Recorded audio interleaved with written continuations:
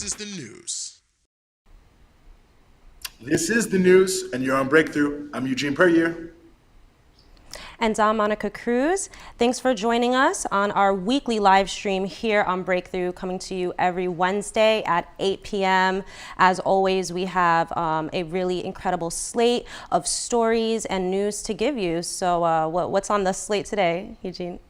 Yeah, well, I appreciate that, Monica. Good to see you from afar. And actually, real quick before I want to get into it, I just want to give a shout out to the General Baker Institute here in Detroit that is letting us hang a shingle, if you will, and record live from here. I wasn't able to make it all the way back to New York, and the kind folks at GBI allowed us to set up. And you can see the graffiti behind me, the General Baker Institute. Of course, General Baker, one of the great working class leaders in the history of this country, a radical communist, amazing history, legal revolutionary black workers. Please look him up, General Baker. But big shout out to GBI for letting us film here. And of course, today's show is going to be pretty much totally focused on the issues that you have seen us talking about in Breakthrough over the past 4 days, which is this national uprising that is taking place, not just all across the United States, but really all around the world. We've started to see things happening, from the Oceania region to Europe to really all over. We've seen African nations sending out official letters of protest. I mean, it really has been amazing.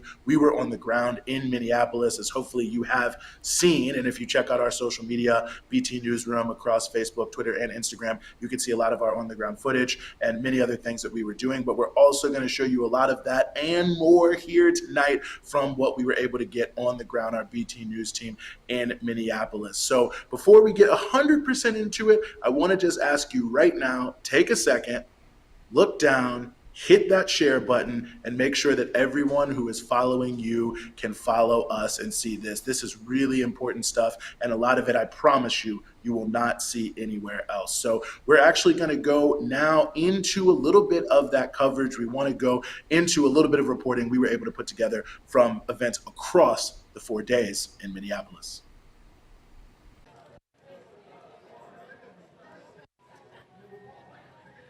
We're here in front of the Minnesota State Capitol.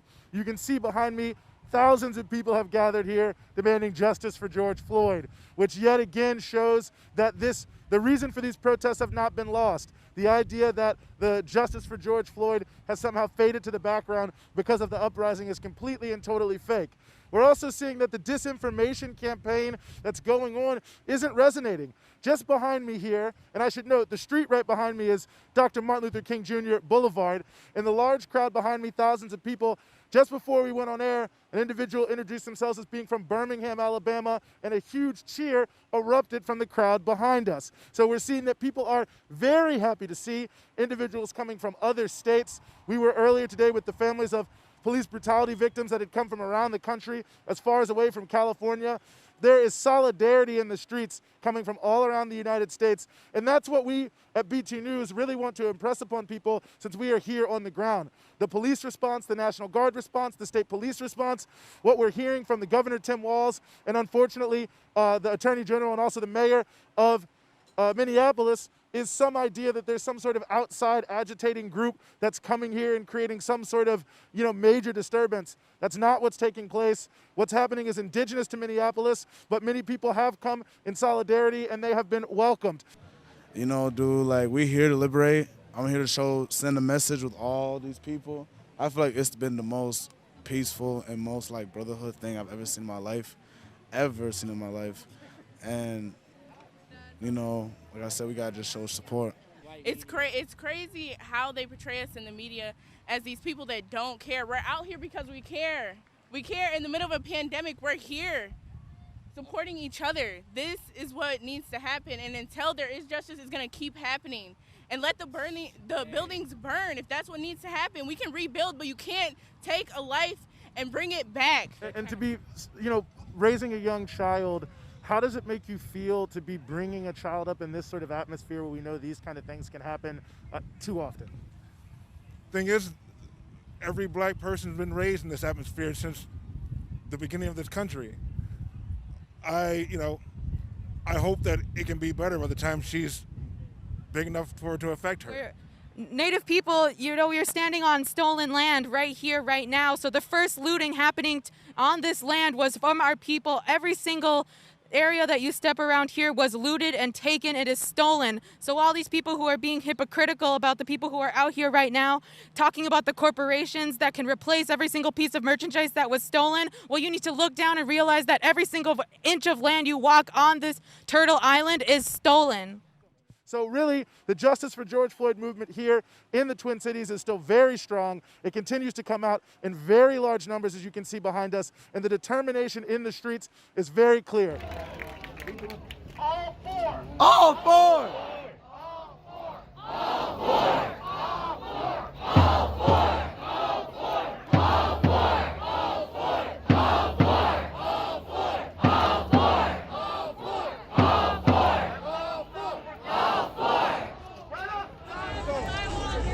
Medical bag where I was. Medical bag. Medical bag. Medical bag. Y'all want to pay? Medical bag.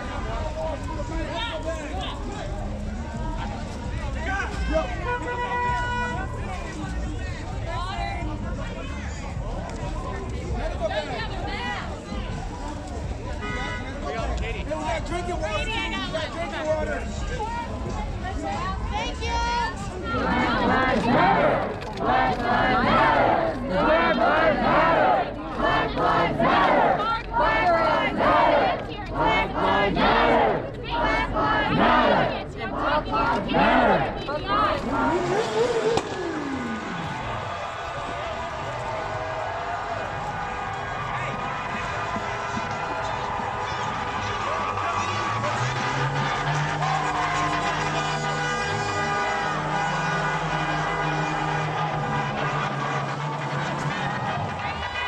Can you tell us just real quick what brought you out here tonight? I got to stand for my people. I got 3 sons. I got uncles. I got cousins. I got brothers. And this shit is not right. We've been quiet for too fucking long. We've been quiet. We've been peaceful. Now, it's time for revenge. Tear this bitch down. Come on. And I mean that from my heart. Tear it down. They doing people like this. And what do you say to the governor who's saying people are coming from outside, it's drug cartels, it's other people? No, it's tired people. It's people that's tired of this bullshit right here, taking advantage of us. This is our shit. Without us, we wouldn't even be none of this shit. Let's go. That's why we gonna tear this bitch up. Let's go. Period. Since last Friday, Breakthrough News team members have been on the ground in Minneapolis, the starting point of these mass protests covering the incredible uprising we've seen take shape since the killing of George Floyd by MPD officer Derek Chauvin. Eugene and Kay, it's so great to see you here safe, and we really appreciate y'all bringing us some of these really staggering and powerful stories from the front lines of this rebellion. To start, how are you doing? Well, I think we're doing well. I'll let Kay speak for himself. It was obviously very intense on a number of different levels, and we'll get into that as we, discuss what was going on there. But I think, all things considered, we're certainly doing well. We're certainly doing much better than some of the protesters who were, brutalized by police and some of the things that we saw out there. Yeah, I can't complain, a little sore, but everyone out there is still fighting, and we're just thinking about the people back in Minneapolis right now. That's for sure. Now, can you give us sort of an overview of the general mood and the events of the past several days? Like I said, y'all have been there since Friday. So what is kind of like a timeline of how these protests have been progressing, and what's the vibe on the ground? Yeah, well, just to say a little bit to start, I think since the time we've been there, the scene has been, it's been twofold. I think one thing that many people have not seen, because it's not being shown as much as some of the evening and nighttime activities, is during the day in Minneapolis, there have been large demonstrations of thousands of people. That was true Thursday, that was true Friday, that was true Saturday, that was true Sunday, all the time that we were there. And from my point of view, there was a feeling in the city of tremendous solidarity. Everywhere you went, there were signs that said justice for George Floyd, some things about the police I can't repeat on air, but you could see Black Lives Matter signs everywhere, either handwritten or professionally produced. So there was a strong feeling of solidarity, but also a strong feeling of indignation. I don't think we talked to one person at all, Kay, really, who didn't feel like Chauvin had been undercharged. Yeah, the main demand really was that all 4 officers are charged and arrested for first-degree murder. we arrived the day they actually announced the third degree and manslaughter charge for Chauvin, and we were thinking, wow, that doesn't seem to match up with what happened in the video. And when we got there too, that first night we were there for the protest, the police were so overwhelmed by the turnout from the community that they eventually just left. They were firing tear gas, they were doing all this, and eventually they just put up a smoke screen, got in their cars, and left. And that's when protesters, there were thousands of protesters marching through the streets all the way to the 5th precinct, which was still defended by police. And that's where that ended that night. And this went well past the curfew. People are really unafraid. They went well past the curfew. And the second day was really when the mayor, made good on his promise to really crack down on the protests. He said, we're going to enforce this curfew. And people were brave. They stayed past the curfew still that day. But, there was definitely a much stronger National Guard presence that day, and they really came down hard. That's right. We saw this terrifying video that y'all took from a resident standing on her front porch, showing the National Guard just straight up shooting folks. I'm assuming with rubber bullets or some sort of blank rounds. They were still in their homes on their front porches, right? And they were being yelled at, told to go inside.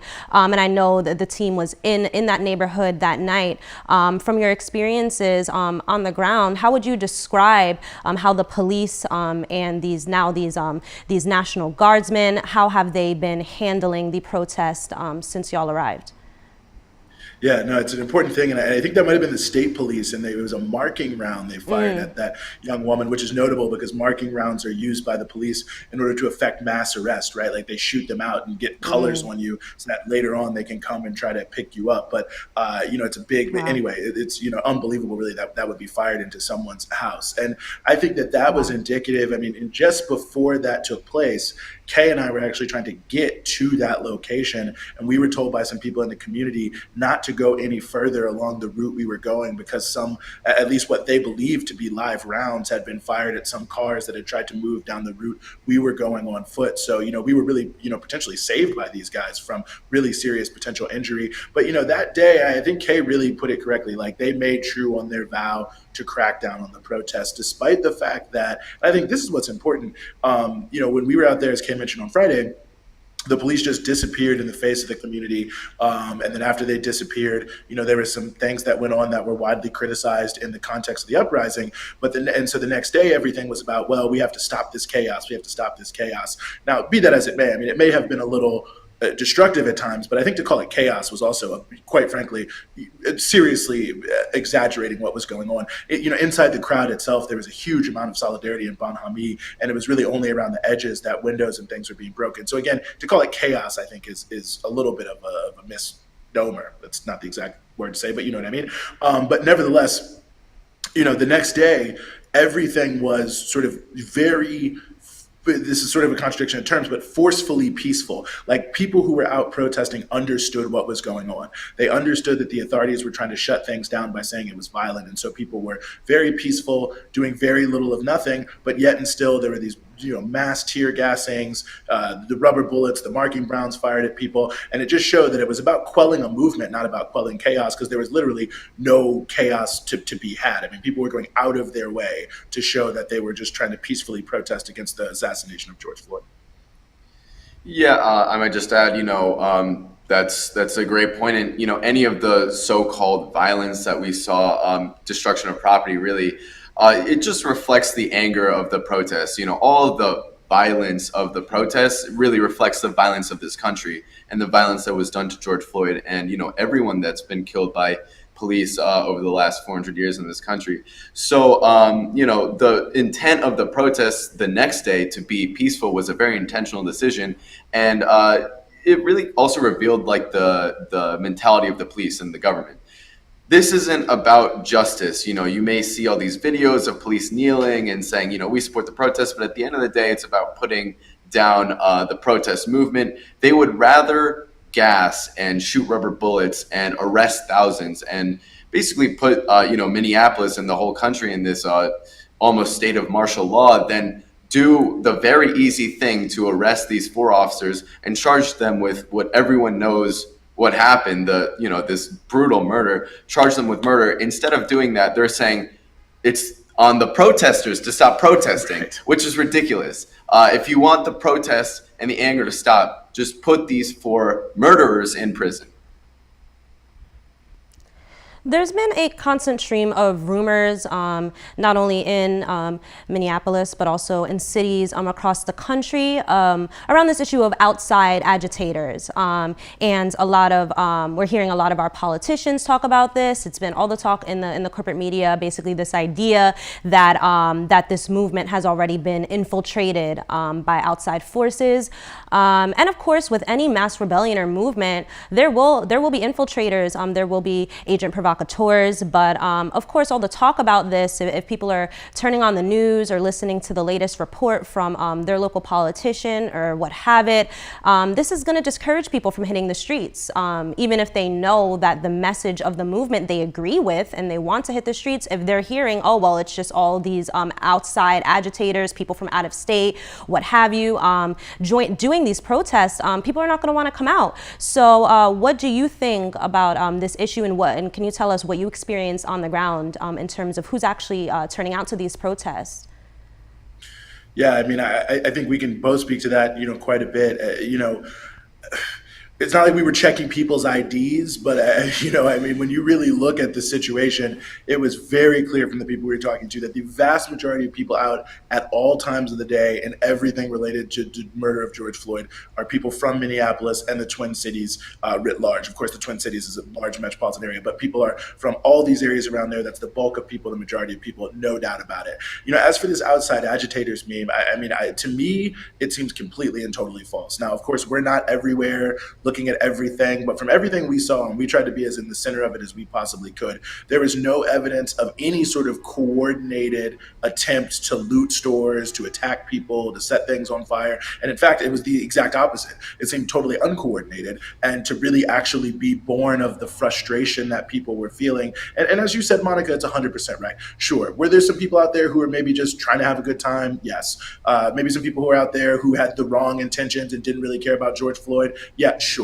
But that was such a decided minority to really, try to judge the crowd or the events from what was happening there, I think really does violence to what happens. And I'll tell you, I was looking in the faces of some young people by the 3rd precinct, who were throwing things in there. And you could see in their face the pain, the disaffection, the feeling of marginalization. I mean, Dr. Martin Luther King said riots are the language of the unheard. And quite frankly, I saw a lot of that from people who were just sort of drifting in from the community. And I think it's easy to demonize people's behavior. But the reality is you can't replace a life, you can replace a window. And I think, people get more focused on these issues when things like this happen than in any other sort of situation. And so I don't really know what people expect. And that was something we heard consistently, including from people who were criticizing, some of the so-called looting. I don't even really like to call it that. But so, what is looting really? You know what I mean? You look at these major corporations with billions of dollars and paying people poverty wages, but be that as it may, when you look at what was happening there, right there on the ground, it was just very clear that this was a cry of people who were unheard. And people keep telling us, even people who are criticizing it, like I said, what else were people supposed to do? What else are people supposed to do? And what else do they expect? So I think even amongst voices in Minneapolis who were, maybe not that happy with the way some of these things have turned, it wasn't a denunciatory, these evil individuals type of thing, but it was a lamenting of, it's unfortunate it had to come to this because the system is so unable to address these issues. Yeah, we didn't see any evidence of, outside agitators, Russians, drug cartels. I mean, this is crazy. It's really it's so ridiculous, and we shouldn't even have to say this. Obviously, we have nothing to report, but the onus is on the government. It's on the police to prove this. And there have been so many instances already where the police said, "Oh, these, everyone we arrested in St. Paul was from outside," and then they had to walk back that statement because it wasn't true. We've seen no proof of this, and really, it's also disgusting that we have to debunk this. Not just debunk it, but really destroy this slander of the movement, because it's such an insult to the community, the Black community, and anyone that feels, a sense of solidarity with George Floyd and victims of police brutality, because it's saying, that you're not really angry about something justified. This isn't actually a bad thing. You're just a pawn of Russia, or you're just a pawn of a drug cartel. And this also isn't the first time we've heard this. During the whole Russiagate thing, we heard this same meme of, it's Russian memes that are convincing Black Lives Matter activists that America, is racist towards the Black community. It's not actual racism. It's not 400 years of oppression.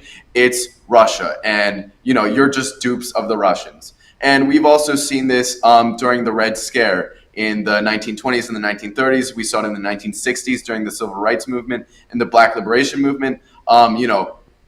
Maybe you've seen that famous sign that says race mixing is communism, and that Black liberation and the Civil Rights Movement is a communist plot to sow dissent in the United States, as if this country doesn't have a 400-year history of oppressing Black people. So it's ridiculous, and it's completely insulting, because these protests are completely justified and righteous given this brutal murder of George Floyd and all the George Floyds that, have been unnamed to this day. And it's just designed to pit people against each other. I mean, when we were out there Friday night, I'm sure you remember, Kay, at one point someone was calling out, remember the names or the cities where people were from. And every time someone would say they were from some city outside, there would be a huge cheer would go up. I mean, people were happy that people were coming to show solidarity and to stand with people. And so, it's always easy to find a few isolated voices. We could obviously go out on if we wanted to for Breakthrough News, we could go right back to Minneapolis, I'm sure, and just interview enough people and try to turn the story into what it is. But when you were out there in the crowds with the people, you could see what it was. And one little final point I want to put on this, Governor Tim Walz claims that some of this information about outside agitators came from the NSA. I don't know what's happening with that. Some reporters have tried to follow up on that, and the NSA has been denying it. But it just gives you a sense of the nature of how these sorts of things get started. It started with the officials, with the governor himself, who just started this on Saturday morning at 1 a.m. And then it goes to the mainstream media at Saturday morning at 7 a.m. And then by Sunday afternoon at 6 p.m., you've got people, we were running into people all the time who are then terrified because they think that there's some, Klan night riders around. Yeah, the rumors were just flying like crazy, and it's people that weren't there that were spreading these rumors. CNN, MSNBC, Fox News, who we never saw on the ground, were the ones spreading all these rumors, saying they're skinheads and the Klan is here. And it also prevented people from going to protest. There were people who were legitimately scared, of racists, and they didn't go to protest because they thought, there were Klan members at the state capitol. We were there. There weren't any. Yeah, there were 25,000 or maybe 6,000, 25,000, about 6,000 protesters there. It's really pernicious to see how it works. Wow, absolutely stunning, but not shocking at all. I have one question left for you both.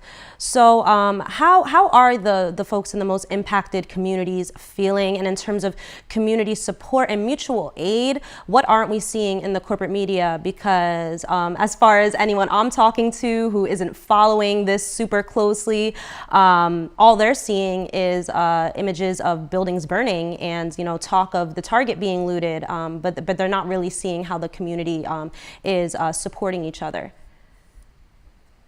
I think that's an important thing, and I hope people have seen the statements. There's actually been several now. Some of these business owners along East Lake Street, which where some of the worst things are happening, are saying that they don't even care, right? That they understand what's going on. And like I said earlier, all you have to do is just drive around the city of Minneapolis, and it's 100% clear just from the signage alone that there's a huge amount of solidarity inside of the city. But as you say, Monica, we saw quite a bit of mutual aid. I actually have to say, that was one of the most well-developed networks I think I've ever seen in any sort of protest situation, to make sure people had, water, medical gear, food, all sorts of stuff at the memorial for George Floyd. People had sandwiches, pizza, grills, all sorts of things. A sister came through with beers and wine, you know what I mean? So people were really just out here doing a lot. And everywhere you went, people would ask you how you were. People were saying, you okay? You need anything? You good? You good? You good? You making sure you're okay? Where you going? Which are you okay? Watch out over here. And it was just, completely unprompted. People were just stopping and asking people how they were. It was a lot of really human moments throughout the whole time we were there.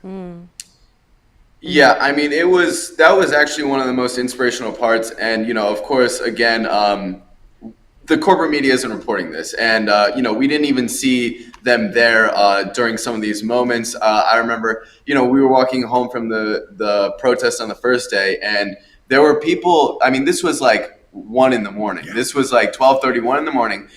A group of people just set up with a table, and they said, "Hey, y'all, like, are you tired? We have food, we have water, all these things." And they said some of it had come from some of the stores that were broken open, but there's this whole idea that this is just people want to use this as an excuse to steal, and it's just about destruction, and all these people are bloodthirsty, whatever. No, that's not true at all. In fact, some of these stores that were looted, the goods taken from those stores are being redistributed back to the community. Yes. And these are institutions that never had the interests of the people at heart. And finally, a lot of people feel like there's these things are being given back to the community. And everywhere you went, you just saw free things being given away, people checking on each other. You could even tell by the writing on the wall, the graffiti. People felt that this was not just some kind of whatever this they're calling it a riot. No, this was a community uprising against injustice, and the community came together around it. Absolutely. I mean, just so incredible, powerful, inspiring, all of the words. I mean, thank you so much for your really, really important insight into what is happening on the ground in Minneapolis. This is so, so important, the work that you're doing, and I'm so glad y'all were able to get out there, and I'm so glad y'all are safe and sound. We're joined by, of course, my co-hosts Eugene and Kay from the Breakthrough News team. Thank y'all. At Breakthrough News, we are funded solely by our patrons. That's what allowed us to be able to get to Minneapolis quickly and bring you the real story in real time. And we want to do much, much more of this. We want to continue to get out into the field, be on the ground, and show you exactly what's happening beyond the spin of the corporate media. But there's only one way that we can do this, and that's for us to appeal to you for more assistance. So thank you so much to everyone who has already become a patron. And to those of you who have not, we ask you to please go to patreon.com/breakthroughnews and sign up and become a patron. There are a number of exclusive features, from podcasts to newsletters to early access to content that you can get if you become a patron. But more importantly, your donations will go towards growing this project to get more of the information that we need into the hands of thousands, tens of thousands, hundreds of thousands, and with your help, yes, millions of people. Patreon.com/breakthroughnews. We need you as much as you need us. This is a collaborative project, as we always say. Don't just watch us, join us on Breakthrough. Turning now to the national scene, in city after city, a major struggle has taken shape between the anti-racist movement and the local and state officials who are imposing curfews that begin as early as 6 p.m. The center of this has been Washington, D.C. itself. On Monday, after many consecutive days of mass protests outside the White House, Donald Trump promised a crackdown like the district has never seen before. Police dispersed a peaceful protest with stinger grenades and tear gas 15 minutes before the curfew was to go into effect. Trump then crossed the street where the protesters had been cleared to give a speech, Bible in hand, declaring that he was going to, quote, end the riots, and then threatened to invade with the U.S. military in any city or state that did not follow his edict to crack down on this anti-racist movement. But for all this tough talk, the movement did not back down. The very next day, an even larger crowd of about 10,000 people gathered outside the White House, again defying the local curfew. And in New York City last night, several thousand people defied the curfew with a mass protest past 11 p.m., taking some arrest, but the vast majority returned home safely.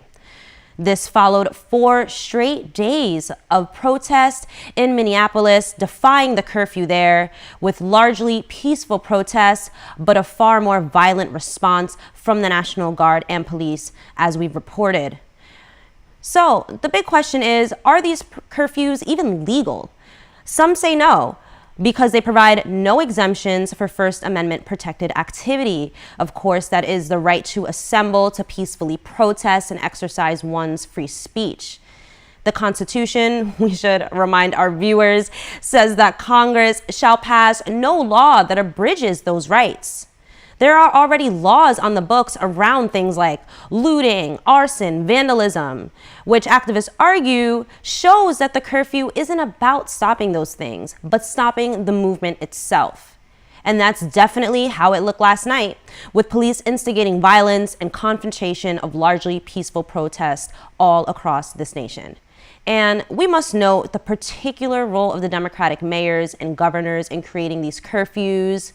With all the lip service they give to the movement, their actions are showing a completely different side. Governor Tim Walz of Minnesota seized upon this narrative of the outside agitators to delegitimize the mass anger on the streets.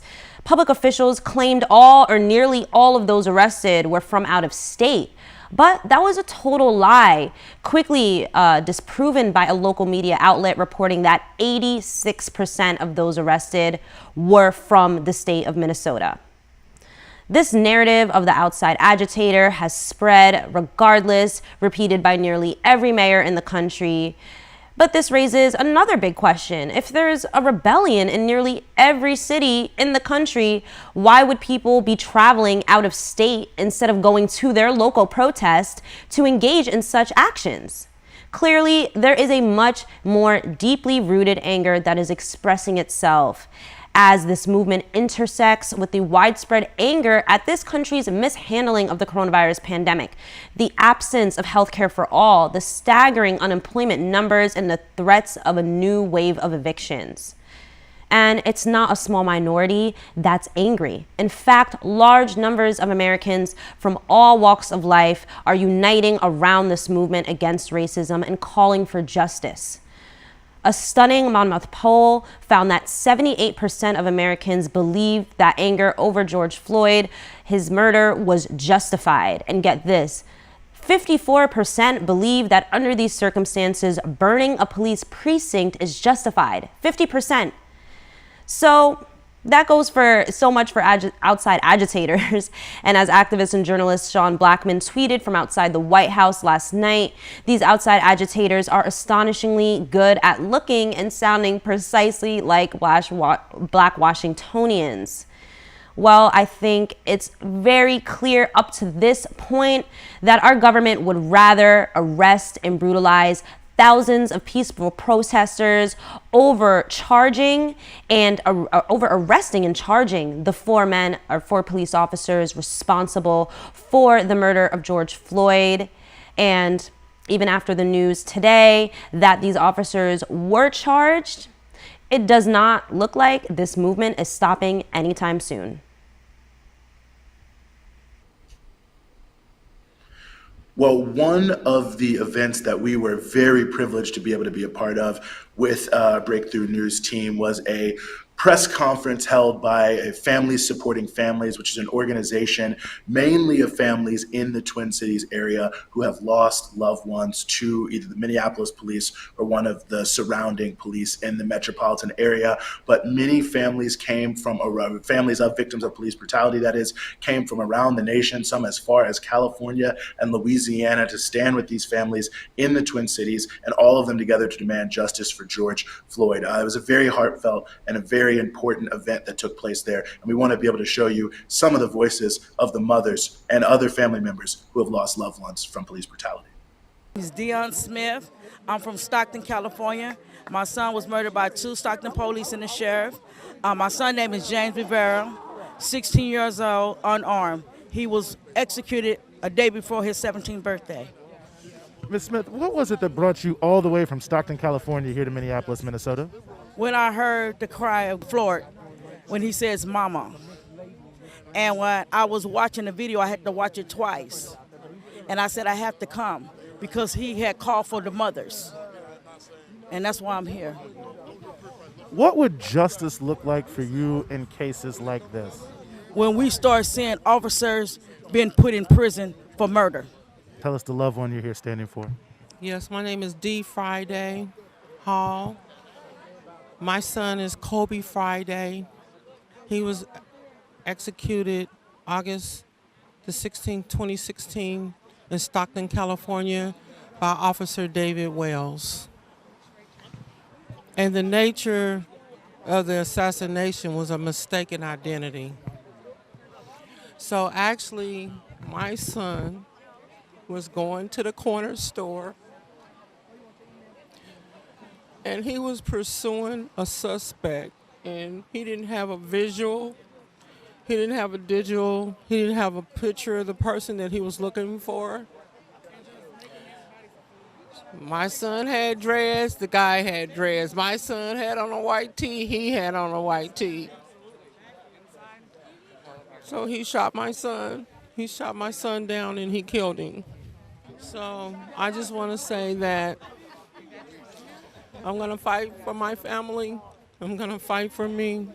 And I'm going to stand till every breath is out of my body. So if you could, just tell us your name and the family members you're here standing for. Hi, my name is Paulette Quinn. I'm Philip Quinn's mother. He was killed on 9/24/15. I called the police to have him come help me because he was suicidal and I needed help to help him get medical attention. Instead, they came with guns drawn and they shot him. They said that he would lunge forward, but he didn't. And then when he was on the ground, I told the officer, McGuire, you have him down now. Please don't kill him. But he did ended up shooting him anyways. They left him laying on the ground and wouldn't let me go comfort him. And I was like, he was like right here and I was like across the street sitting on the curb. And right then and there, I just lost everything in my whole soul. I don't know what else to say about it, but I would really appreciate justice for some of us anyways. Even if I won't get it, let George Floyd's family get it, please. We all gonna get out of here. And what would justice look like for you in cases like what you've seen? For the cops to stop letting the cops get away with murder. Because just because they're law enforcement doesn't give them the right that they can just kill us and thinking that nothing's going to happen. We need stuff to happen, not just justice. We need action. Could you tell us your name and tell us about the loved one that you lost, please? Okay, my name is Chantel Brooks. I'm from Chicago, Illinois. My son was Michael Wesley, shot and killed by Chicago police June 16, 2013. He was running away from the police and he got shot in the back. They tried to justify it, saying that he had two guns. One was an AK-47 and one was a handgun, but it was way impossible because he had on gym shorts and running. When we asked Superintendent Eddie Johnson to present the tape to us, me and William Calloway, he showed us the video, and it clearly showed that he didn't have a gun or he didn't point a gun at any police officer or anything. We haven't got any justice at all. They closed my case without me even knowing.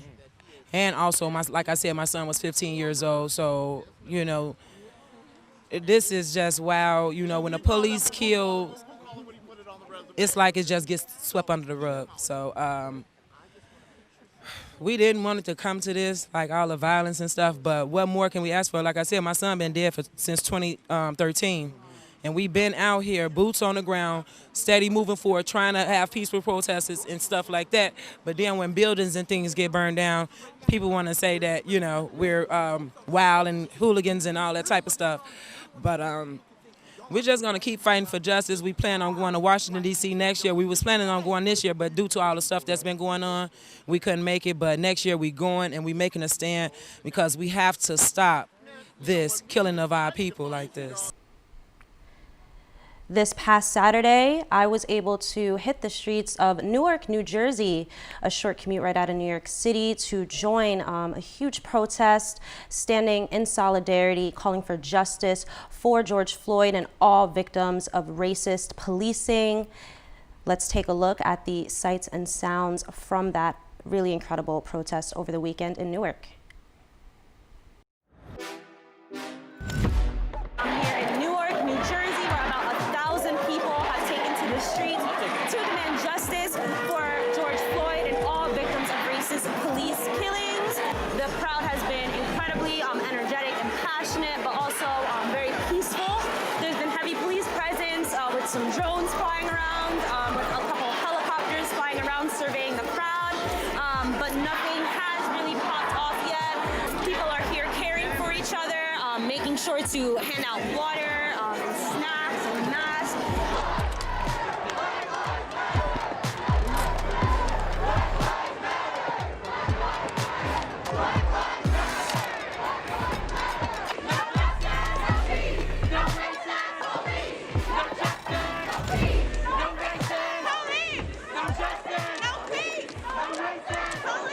I think it is powerful that we are out here because it is a pandemic. You know, we want to be careful and we want to be social distant, and we're trying, but I think it's important to see that we still out here. We're not gonna, sit quietly while our brothers and sisters are being killed. The only way that they can treat this is with violence, because it's been a war on working people and black people and brown people since 1492. And this is the only way that they know how to deal with us, is with violence. And it's not going to stop. Ever. What do you think people got to do to resist that? We need to organize. We need to organize and come together. That's it.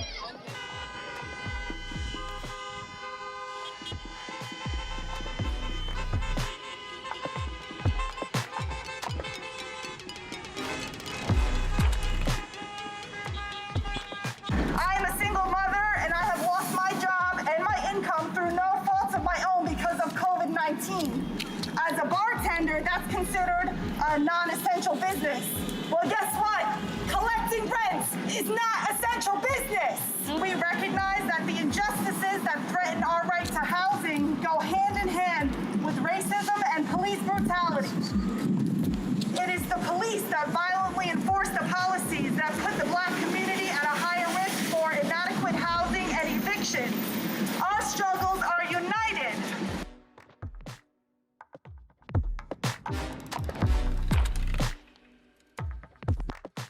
Don't we deserve justice? Don't we deserve to live the life that we dream of? How is it that we have that American dream? What is the American dream if we're not here to live and breathe?